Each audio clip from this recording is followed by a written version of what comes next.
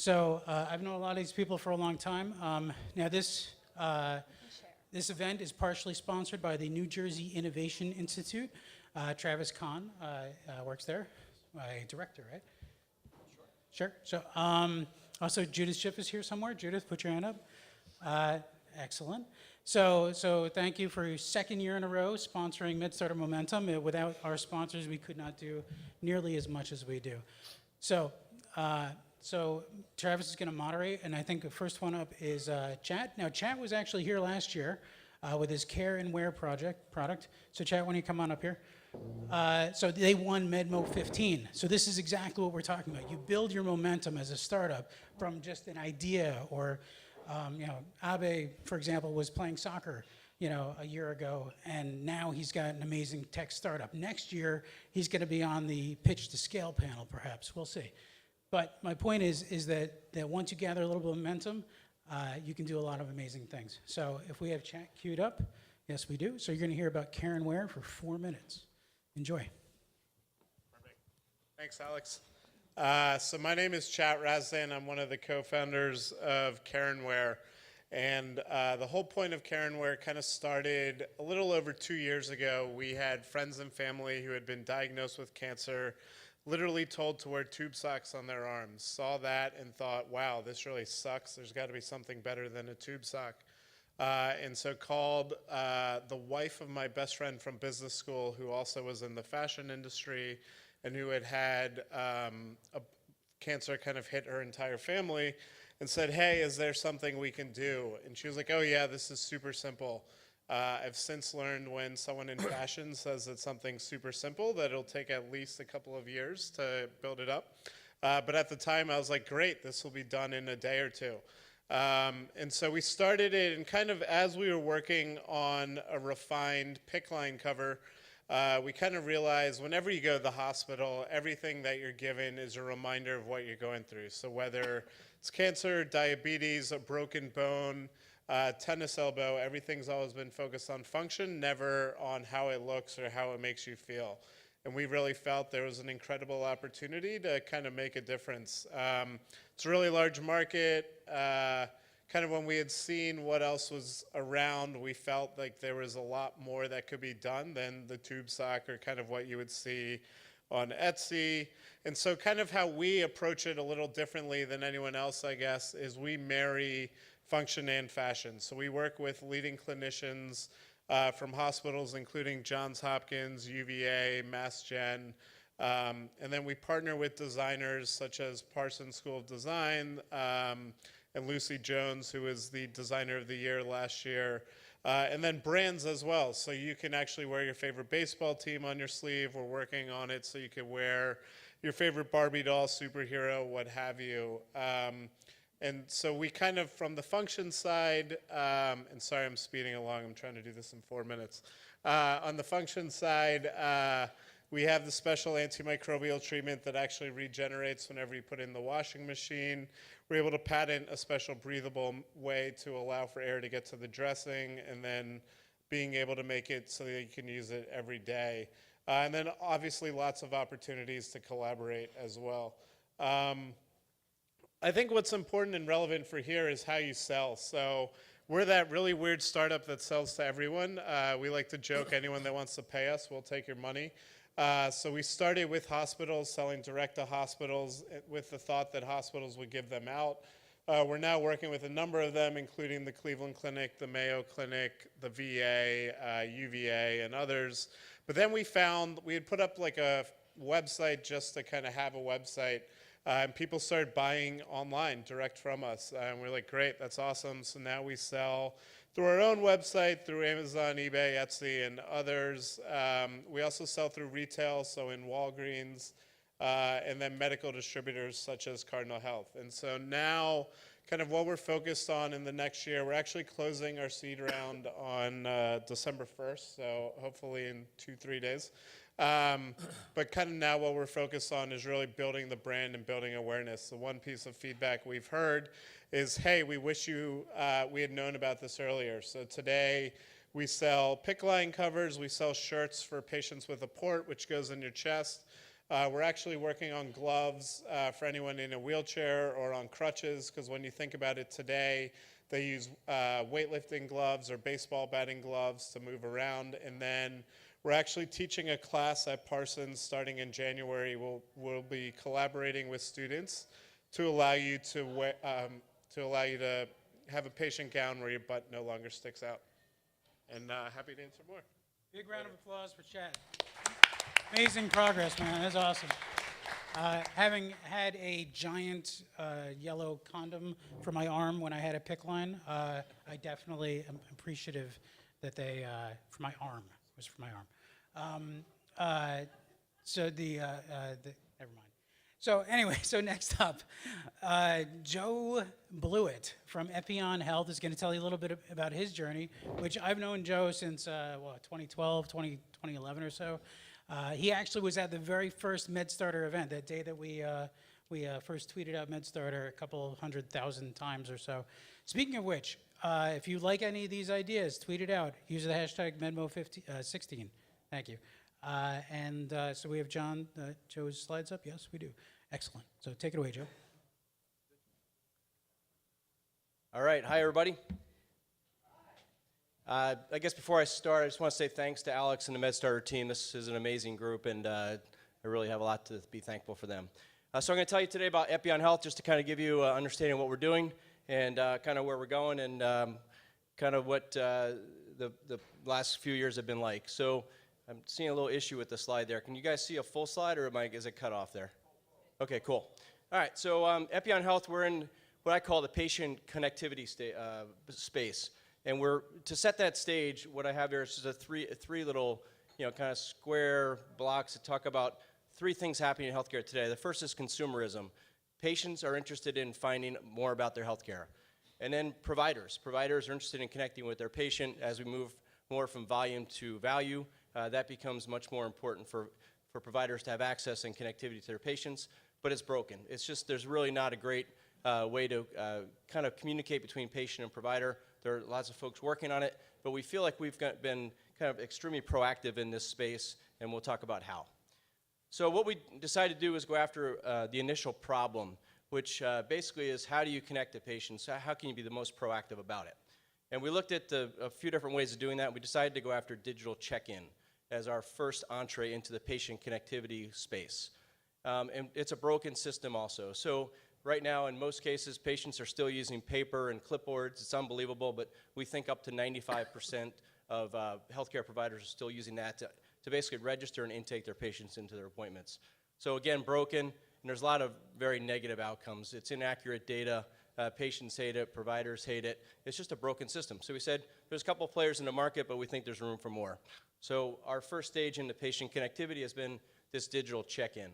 And what we basically do is provide these, instead of papers and clipboards, we have a web-based application which is able to connect to the EHR and then basically bring in that data in front of the patient. The patient updates the record, and voila, we have a much more satisfied staff, a much more satisfied set of patients.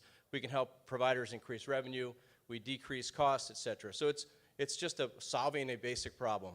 But what it's really doing is, on our business model, is just getting us into this space of what I referred to a couple of times as patient connectivity. And our business model basically says get a beachhead, do something really well, be very proactive, and make a connection between patients and providers. And then go from the in-office, point of care, to the out-of-office, which we're now doing, and then finally, open access to that platform to other stakeholders in the system. Our current platform consists of digital check-in.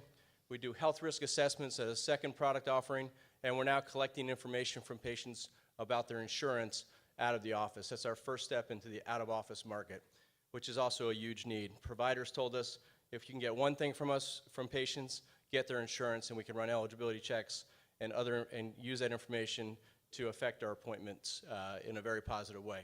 Why us? We're extremely integrated into the EHR platform.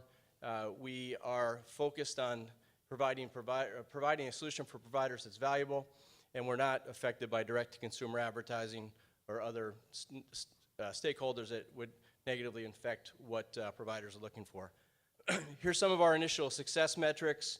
We're doing great. We have over 150 healthcare organizations working with us. We support over 3 million a patient population of over 3 million today. We're growing at about 230% over this last year, and also had a nice growth rate in 2015. But overall, we're really on a nice growth path, and we've got great access to patients. And that would be my time. Thank you. Wow. Great job, Joe. Amazing story, amazing progress. It's fantastic.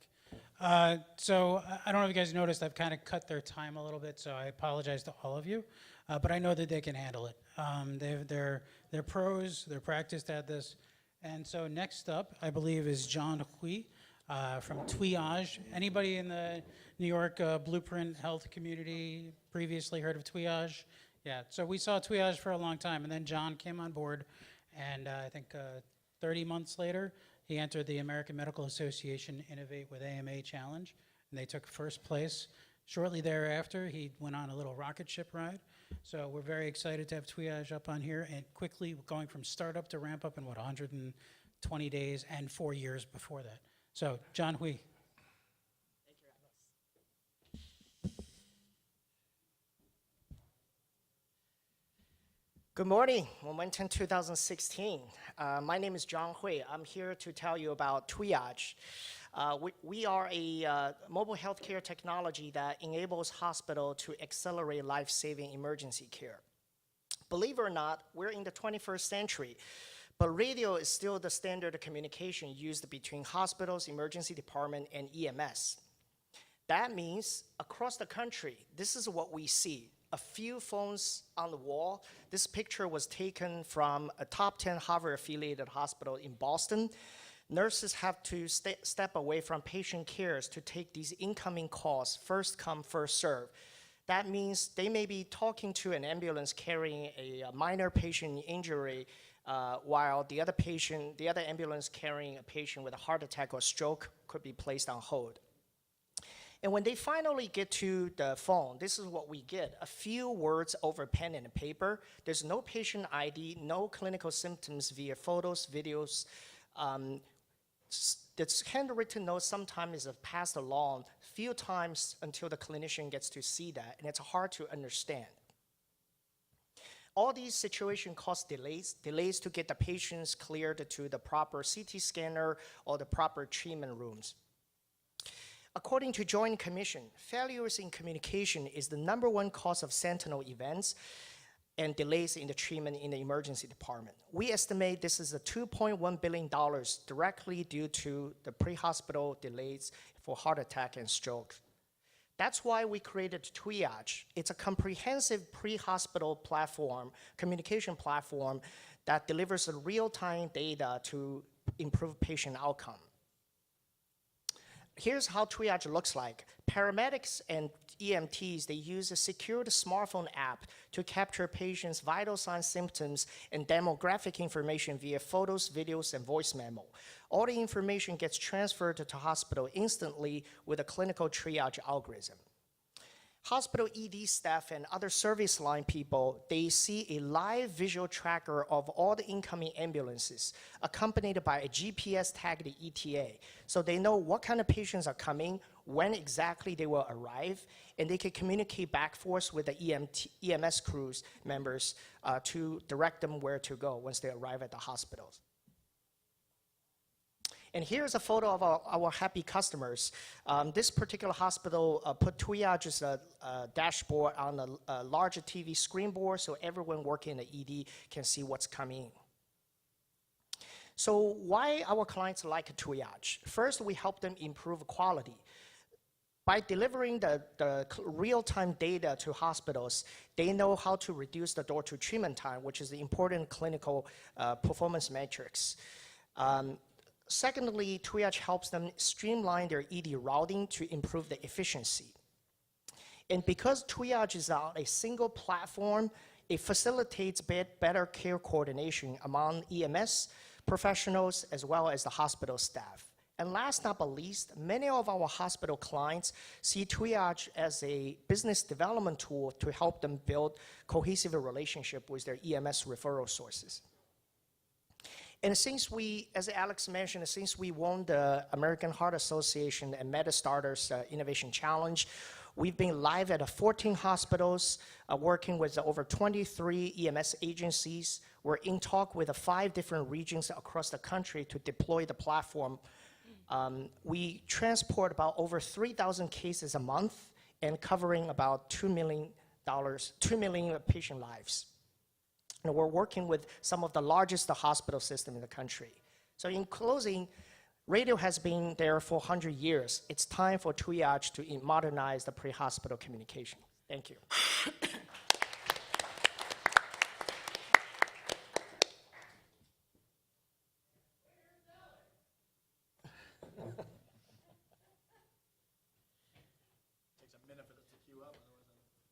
Sorry, guys.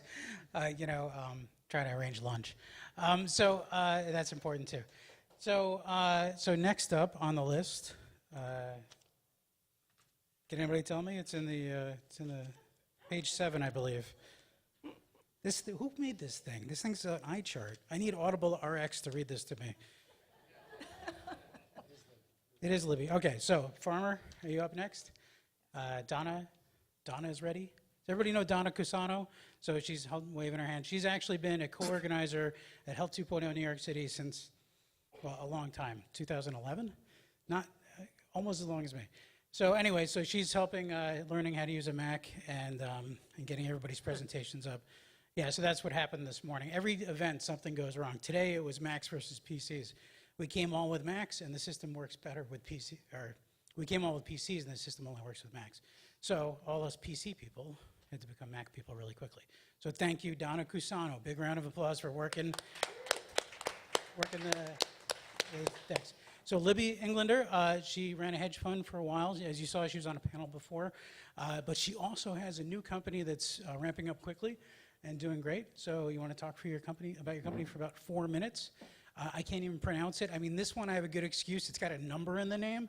I don't know what to do with those, so maybe I'll learn something. Take it away, Libby. Thank you. Thank you, Alex, and thank you, everybody, for being here. The name of the company is Farmer, and I'm the CEO and founder. If you give me the next slide. You can control it. This actually works now? Excellent. Marvelous. Okay, so here's why we're in business. That number, 449%, is the increase in recalls of medical devices that have been taken off the market solely because of design defects over the last 10 years. So this is actually a serious problem. These devices are put into people. They are as adjuncts for life-saving therapies, and there is a design defect serious enough for them to be recalled. Now, this is actually not a condemnation of the medical device industry or the pharma industry. We collect real-world evidence for the sole purpose of saying we want to know early on, as soon as possible, in as clear and concise a way, which products are not performing as they should. So our view is that this is actually a successful number because the industry is getting more complex, the stents are getting more life-saving, the valves are getting cooler, but at the same time, because of the complexity, they have problems, breaks, fractures that need to be caught early so the good products can stay on the market and the ones that need to be redesigned can be taken off in a rapid fashion. As a company, we have spent 5 years, millions of dollars developing this arrow, which is you take all the real-world data, you gather it up, you analyze it, you synthesize it, and you create solutions and answers to help people make better decisions about medical products, drugs, and devices. Obviously, in 4 minutes, we're not going to go into depth. Each one of those boxes, we could talk about 6 hours each easily. But here's some of the data sets that we look at as a company. We take in medical adverse event data. We take information about drug classes and device classes. We mine publication data, clinical trial data. We put this together, and the whole purpose of why we do this is to look at signals of medical product risk. In order to do this, most of that data, if I can go backwards, you can see is either deeply unstructured, that is a narrative. People write in, they complain. We also take in patient blogs, discussion boards, anything that's digital and posted. So we can take all of this, whether it's structured or unstructured, and make use of it. In order to make use of unstructured or narrative data, you have to have language processors that can do a couple things. One is to aggregate concepts, so all of those words on the top can be aggregated together to indicate that there has been cardiac arrest. And the ability to do that at scale over terabytes and literally hundreds of millions of records is something that our company has spent the last 5 years developing, perfecting, and patenting.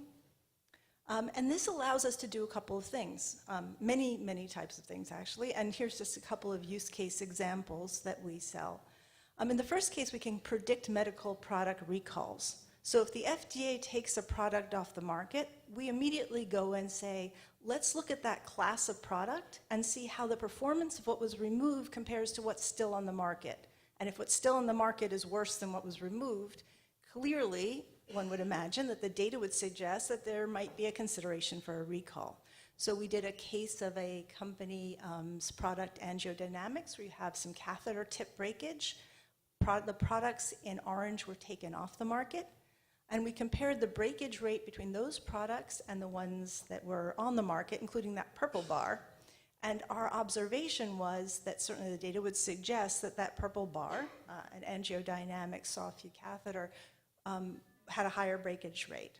We do this, we are able to do product comparisons. We create software that is extremely beautiful, cool, and in great demand. We're a company that has never raised any money because we subsist happily and with hockey stick on client revenues. Thank you very much for your time and attention. Thank you, Libby. And I think she proves one of those hypotheses I always, one of my things I always say and think is that the best investment is a bill of sale. So and coming from a former healthcare, biotech, pharma hedge fund manager saying that she is foregoing outside capital and just running on revenue, I think that deserves a round of applause. So one last speaker, and he's in addition to founding eCaring, he also invested in this place when it was small. So Robert Herzog has been a member of Health 2.0 for a longtime friend, supporter, and has a really great product too, which has come a long way, I'd like to say. That's me saying, well, I didn't like it in the beginning, but it's great now. So, okay, so Robert, come on up. I think we're waiting for my. I'll say I've been an entrepreneur in many spaces: energy, environment, technology, and media. There's something about healthcare. It's sort of like dog years. You know, 1 year and anything else is like 7 years for healthcare. So I feel like I've known Alex for 20 years, and I really admire what he's done, particularly how he continues to give back to the community so much and the things that he does. So I really appreciate that a lot. But being an entrepreneur in healthcare, as many of you know, is not so easy. So what eCaring does that nobody else does, I think better, is provide an ongoing continuous data stream from the patient in non-clinical settings, that is from the home. And we've been able to do that with payers, providers, plans, agencies, et cetera. So let's see. There we go. We all know that the United States has a big healthcare problem. We pay more and we get less for it than anybody else, and it's clear that a lot of the things we're trying aren't working. Hospital readmission penalties have gone up since the program started, not down, even though you've got so many companies saying that they can do better with there. Part of that problem is this artificial separation of the patient. You have people who are enrolled in Medicaid may not have a plan that cares about whether they go into the hospital or Medicare. People in post-acute situations are arbitrarily separated from people who are in chronic conditions. And these separations, I think, really hurt the patient. So one of the biggest drivers in trying to figure out really what's going on with the patient so you can manage them is to get good information from their home. That's where patients spend most of their time. It's where most of the crucial events happen that end up putting them into a clinical and expensive setting. So you really need to have a meaningful impact in healthcare, get that good information from the home. And that's what eCaring does. We have an intuitive interface that enables the patient, the caregiver, the care worker, regardless of their skill set, to enter enormous amounts of real-time information, critical behaviors and activities, medication adherence, vital signs, and so on. It's customizable by the individual or by population, so it's easily integrated into the workflow of care management organizations so that they have a better time working with their patients versus a more complex time. And it provides meaningful, actionable alerts that are impactful that help the patient across wherever they are. So real-time monitoring essentially helps keep people in their home. And it does that by providing this ongoing critical data stream so that, again, care managers, care coordinators can get early alerts as to a trend or a situation that requires an immediate response and deal with it in the home as opposed to that person ending up in the hospital. It also significantly enhances, as Joe talked about, the patient as a consumer, patient engagement and patient satisfaction, which drives revenues, whether it's star ratings or HCAP scores, for the care provider, et cetera. We have extensive analytics, so you get plans that deal with hundreds of agencies, thousands of different home care aides, many different care managers, and we can pinpoint by the aide, by the care manager, by the agency, what those outcomes are, how well they're doing in order to share best practices and assess performance. It's a single integrated system. You cannot have multiple logins for a hospital. One thing for diabetes, one thing for medication adherence, one thing to track them post their hip or knee surgery. So this is a customizable solution by population, by disease, and we offer through the software you can customize it down to the individual level. Say for CHF, where we had great results in reducing CHF readmissions, COPD, diabetes, comprehensive care for joint replacement, et cetera. We also believe in universal access. So whether you've got a PC or Mac, an Android or iOS tablet, or a smartphone, we can provide this service. And our partnerships with Samsung and Verizon, these are national partnerships, enable us for those many low-income, dual-eligible, high-frequent flyer, heavy utilizer patients who cost the most in the system. We can put a tablet into their home, a state-of-the-art tablet, and get them the benefits of digital and media services at very, very low cost. And that's critical if you're going to, again, bend the cost curve for populations themselves. So as I said, we don't think that there's this artificial breakdown between acute and post-acute makes sense. So we provide a continuum of care, an end-to-end integration between acute and post-acute. So whether you're within the hospital going outside or in the home requiring chronic care, you can get ongoing services to manage this. We also are developing now a new product, and this addresses sort of momentum, which goes back to our roots of a family-oriented, direct-to-consumer product that enable the parent and the adult child to keep very well connected. What does this mean? It means that if they're in the home, they stay at home longer. If they go to the hospital, it's a shorter stay. And when they come out of the hospital, they go back less frequently. We have a wonderful set of clients and reference customers, critical, by the way, if you're going to establish momentum in healthcare. And so we're doing pretty well. Thanks very much. Thank you, Bob. I'm reluctant to pull a man off of his own stage, so thanks. But no, really tremendous progress.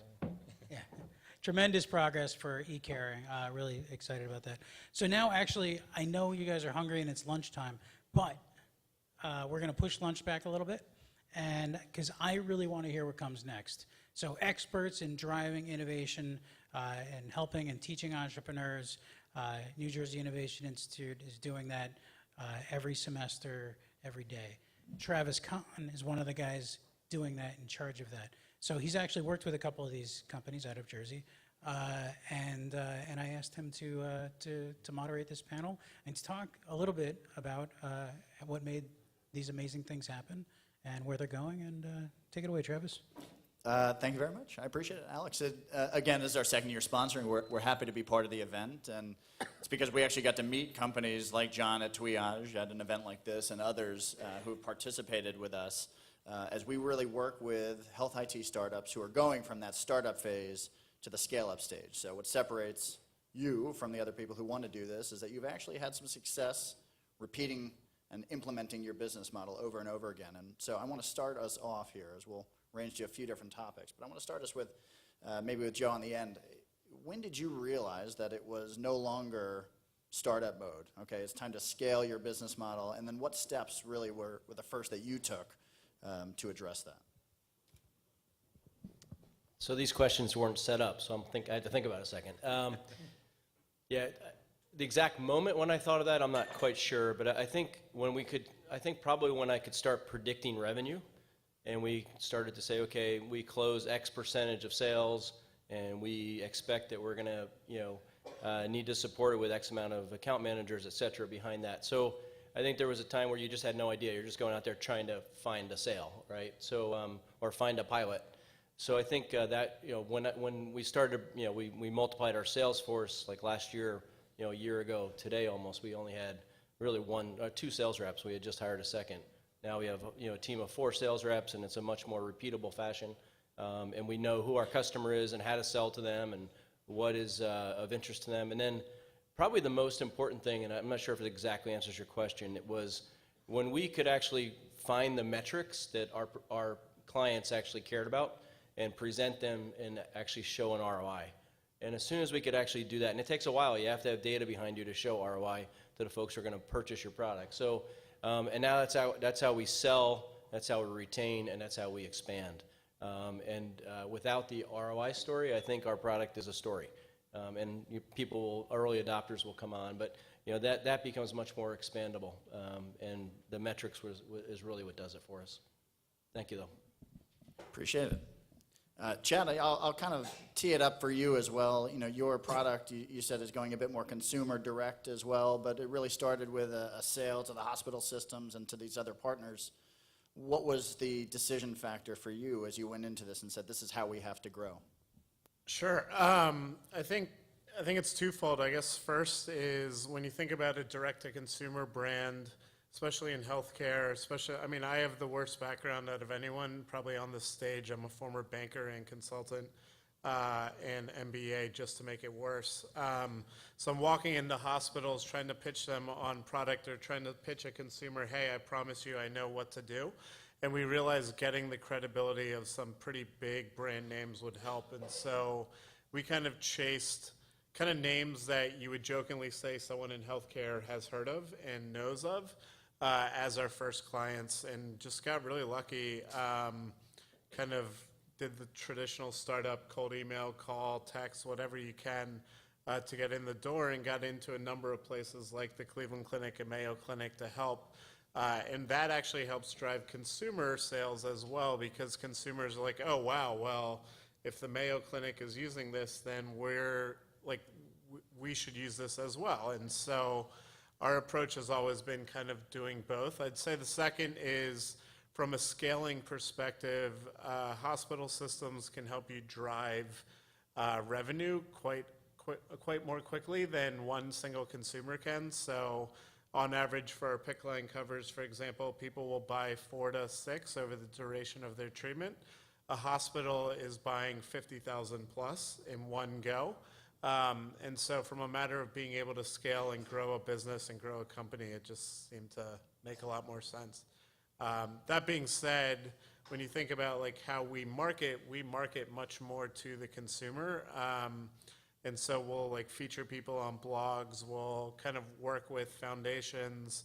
The American Cancer Society is one of our foundation partners, and we do a lot on the personal level because at the end of the day, our goal in creating the company was to help individual patients, and it just happened to be, oh wow, this is a huge opportunity to build a brand.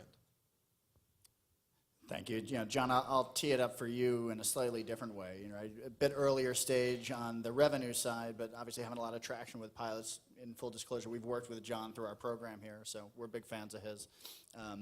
The challenge, though, seems to be not just selling the product and the solution, but overcoming these barriers in healthcare of innovating and trying new things. So how have you addressed that in some of the pilots that you've been up and running with, some name brands?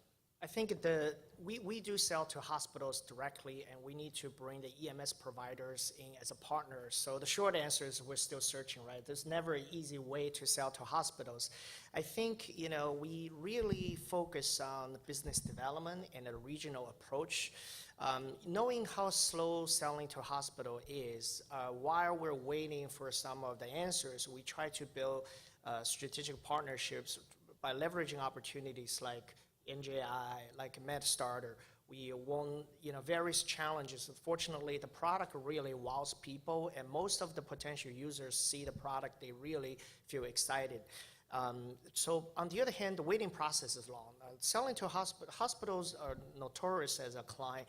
Unfortunately, internally, they just don't talk to each other. Even though we have clinical or operational champions everywhere, but they just couldn't sometimes get a straight answer from the internal counterparts. So on top of hard work is really while you're waiting, what are the resources that we're going to tap, such as, winning these challenges. Like last year, we were also the winner of Cleveland Clinic's Innovation Challenge. That helped us to speed up our second client, which happens to be in New Jersey, and they're a partner of Cleveland Clinic. So try to tap into these opportunities, really help us to speed up the process, establish credibilities in the marketplace. But there's never an easy solution, and sometimes talking to fellow entrepreneurs like everyone here really also help us open mind and try to seek for new methods to engage our clients. It's great. In fact, that tees us up nicely. Bob, I'll kind of pass it to you as far as growing through partnerships and through these the accelerators to getting to new customers, right? How important has that been for you? And That's not us. I'm sorry? We're not an accelerator program. No. Accelerating, I see. getting So in into new partnerships and customers. stuff. Sorry, Okay. yeah. And leveraging those partnerships. I don't know. I'd have to say I think that the key is we're at the point now, having gotten proof of concept, where we're sort of looking for channel distribution partners, because there are large organizations, population health companies, conveners and bundled care that really talk to the kinds of clients that we talk with. So I think that we're sort of at that stage. The primary focus for us really early on was simply getting reference customers and proving we have a very robust, adaptable system. So, working with the payer, working with the plan, we work with, 25 home care agencies and then some hospitals. I think it's getting a reference customer, getting proof of concept with a case study, a white paper, some kind of something that validates you. And with that, then I think we try to certainly treat our customers as partners in the sense that they become references for us in, then talking to other kinds of people. But I really think that it begins with the reference customer and the proof of concept. The other thing I would just say, it is hard. It's hard to take 2 steps forward in a row. You take a step forward and then you sort of have a step back. Our first pilot, we work with a very frail elderly Medicaid, Medicare population in Upper Manhattan. And over 9 months, we had patients who'd been averaging a population 3 ER visits a month, and over 9 months, they had a total of 1. So I thought, I've solved healthcare. It's over. It's really great. So I had that data, and that's a lot of money we've saved in ER visits, ambulance rides, MD and nurse visits, et cetera. So I went into a managed long-term care plan, and this is my early days in healthcare, if you like, and I said, okay, here's the data. We can save you thousands of dollars per member per month. And they basically said, we don't care. They don't care because they're a Medicaid-only plan. They were not exposed to the inpatient costs of Medicare. And so you really need to know, and I looked like an idiot, of course, not the first time, but you really need to know the people that you're dealing with. And I think when you work with partners, you have to understand as well what, you have to align with their interests. Hospitals are so difficult to work with because they're beset with 100 companies like us talking to them, making the same claims, and they have to sort of filter this, and it's very hard for them. And they also have their own internal budgeting, their internal requirements, et cetera, and a lot of turnover in these organizations. So to align with the interests of your partners and with your customers and understand what they are and your prospects, I think is absolutely critical. I appreciate it. And Libby, I'm going to rephrase this for you slightly, since you're coming at it from a slightly different angle and providing solutions to help customers achieve whatever it is that they're after. How have you built some repeatability around that sale to those customers in order to get away from every customer is a custom job to really scaling your business from there? Well, our flagship product is a web-based application. So all of our data sets, our clean, collected, aggregated data sets go within an application. So it's possible to do the analytics and do the predictive modeling within our tool. So we have a software as a service model, and that is an excellent way of scaling up. In addition, for people who have extra questions, we do have an ability to help them use the data to the next step. But ultimately, we can scale based on repeat sales of our software product. And because we have access to differential data, The data is all public, but the fact that we have put it together across silos and been able to do natural language processing at scale allows us to have data sets that are in essence unique because of the way we're able to combine them and analyze them.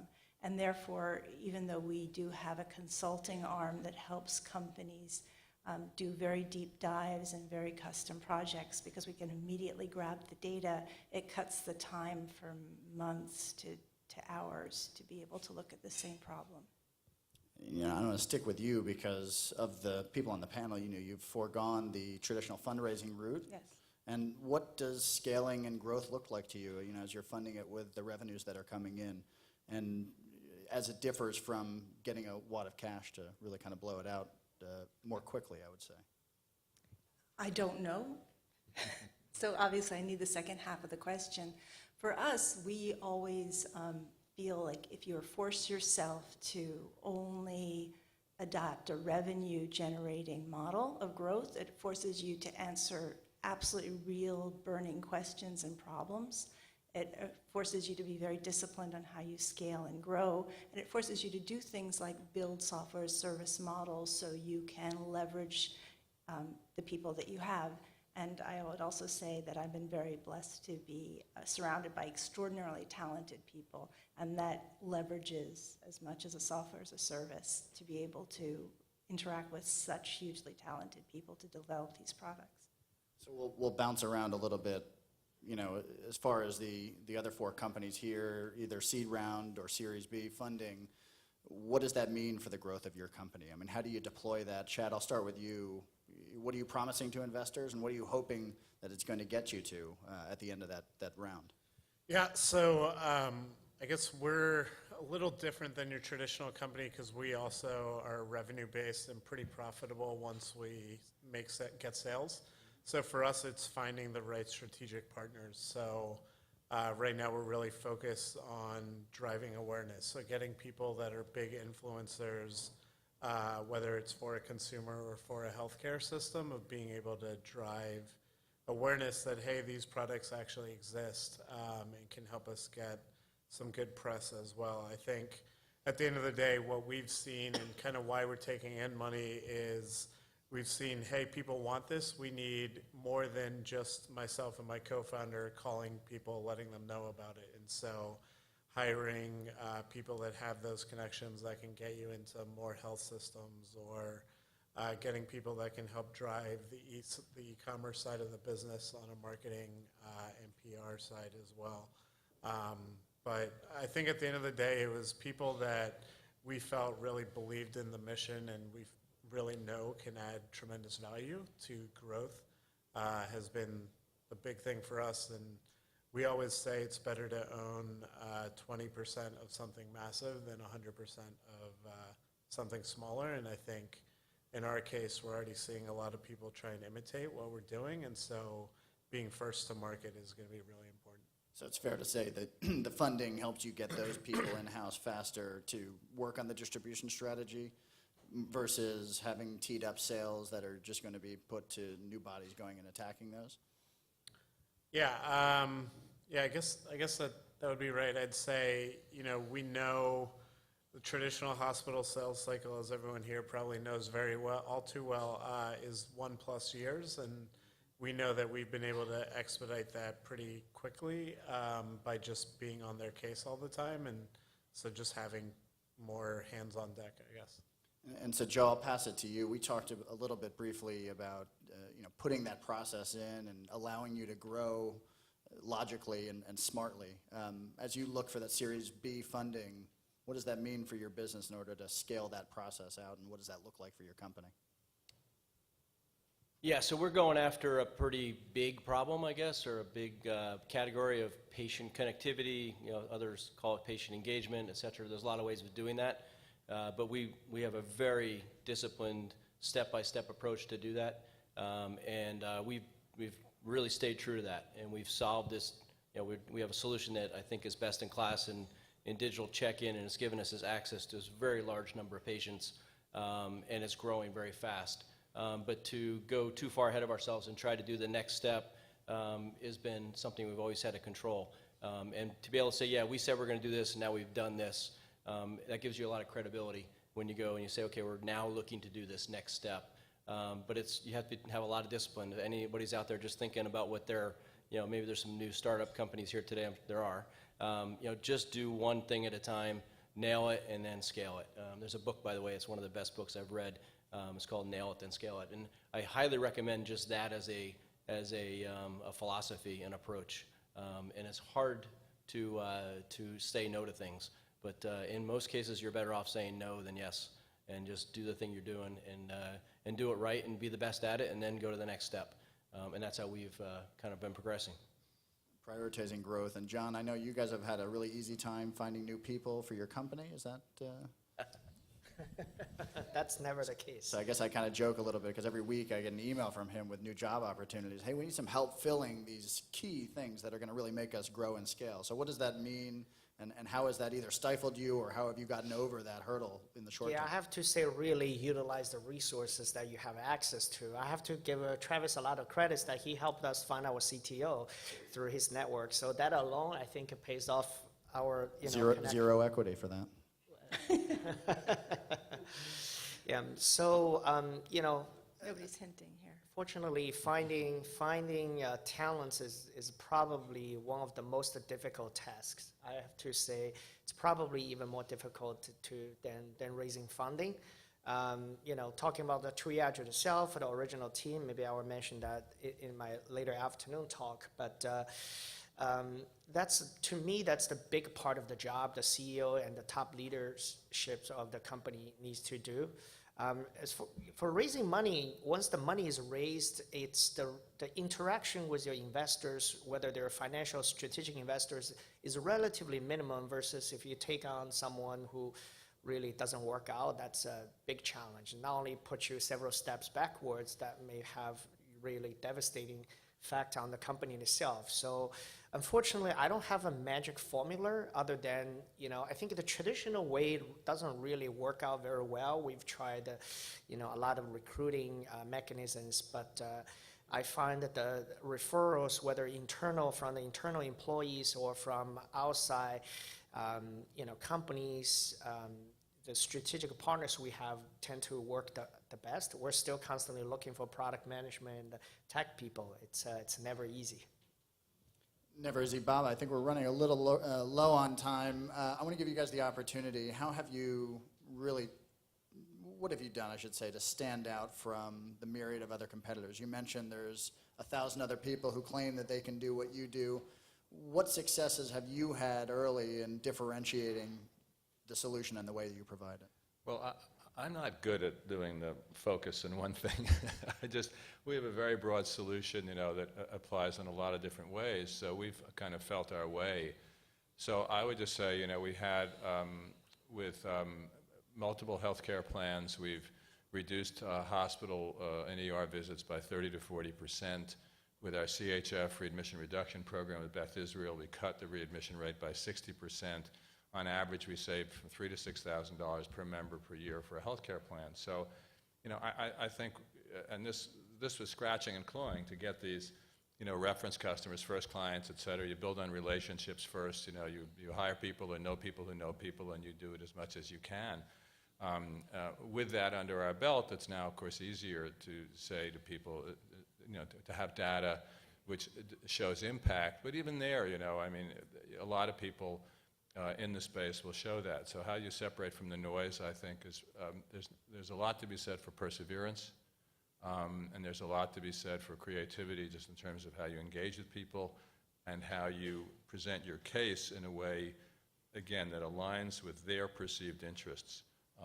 So because we live in this intersection, we're not purely post-acute, we're not purely chronic, we try to bring them together so we can address the patient where they live at all times with an ongoing data stream. It's both great, it's our strength because it means we have a lot of opportunities, and in a sense it's a bit of a weakness in the sense that we don't have maybe the pinpoint sharp focus of somebody with a particular disease, particular condition management thing. So we try to negotiate between those two things. So we're getting played off the stage a little bit. I'm going to give these panelists one opportunity, generically, of course. explain to the startups out there, what is the biggest thing that has changed for you as a leader of your organization from that early stages of product market fit and discovery to now scaling this business model and repeating that process? What would you say are some of the things? And Libby, I'll tee it up for you, or if anyone wants to jump in first, with an idea that they would give to the startups who are looking to scale as now. I think you have to identify exactly what your market absolutely needs and what your differential advantage is. It's just like building any kind of business. The fact you're in healthcare is almost secondary to the fact that nothing really changes from the old-fashioned formula, that you actually have to sell something that people need to buy because it solves fundamental, important, repeatable problems. You have to do it extraordinarily well, and you have to do it in a way that differentiates yourself from the market. I want to second that. Everyone overlooks it. Solve a real problem. Well, eCaring grew out of my personal experiences, actually. I was not a healthcare guy, obviously, and it just came from my mother's need to get home care. So we began as a product for families taking care of family members. And that was a tough acquisition methodology. So we pivoted, not really pivoted, but we sort of used the system we had to develop an enterprise system. And the first money we raised was really to build out the back-end care coordination, care management modules in order to do that. So I would just say you have to sort of be very responsive to the market. You can't dig in and simply assume that what you built it absolutely works. You have to sort of have a dialogue back and forth with your markets in order to determine what's going to do this product market fit, as he said, as Travis said, in order to then gain some traction. And I think once you gain traction, it is true, in one area you can build out to others. But if you don't get that first kind of foothold, you're going to be, a year from now, you'll be sort of in the same state.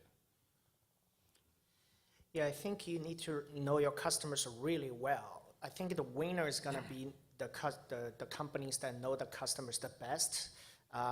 Be humble, talk to them, talk to your customers as many as you can, trying to understand their pain point.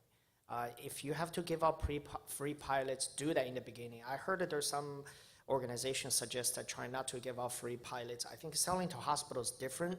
And once you understand their business well, and then try to be flexible and make adaptation. But once you know this is the strategy you're going, stick with that. I've seen companies that moving back forth, trying to decide what they want to do. I think if you, after talking to all your customers, if you're confident this is the way you go, you got to stick with that and be really bold on your execution plan.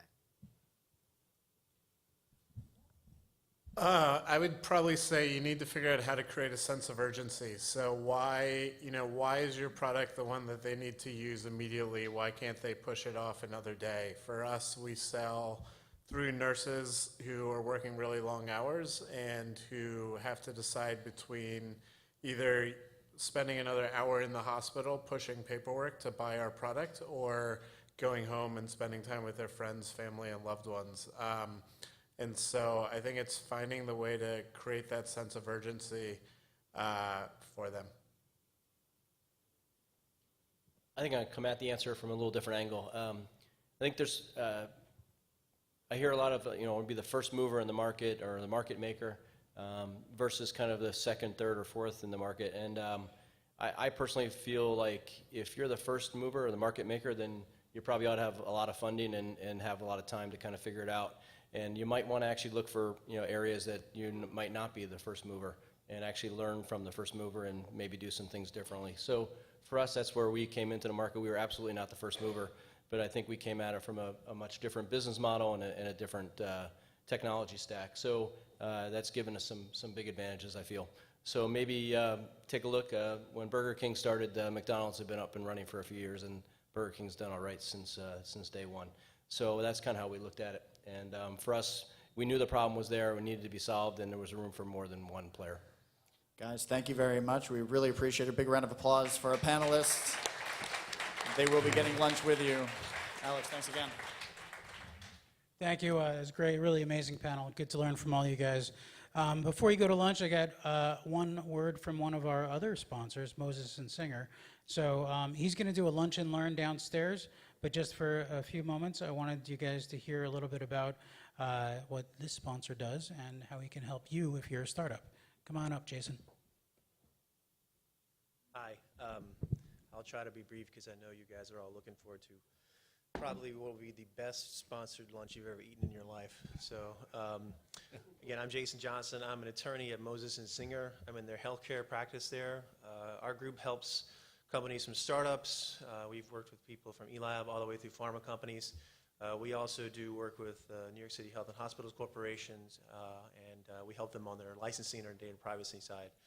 My talk is primarily focused on IP issues. I was a patent litigator for almost 11 years, so I understand what it's like for a lot of you out there, startups, trying to get patents, make sure that they're good patents, and if they get challenged, that they withstand all those court battles. So I'm happy to meet you guys downstairs and talk about that. I have a very beautiful PowerPoint presentation that I'm very happy to not do if everyone just has some specific questions they want to ask. I also have a background in helping companies on licensing, both in and out licensing, as well as the diligence part. And again, our firm does a lot of data privacy work. So I know a lot of you out there in the medical device side of things probably have issues with cloud-based hosting of PHI and other things like that. And I'm happy to discuss those issues with you guys as well. So thank you very much. Thank you. So that concludes our morning program. Grab some lunch, and we'll come back in about half an hour. Thanks, everybody, for your attention and for supporting this event. So enjoy.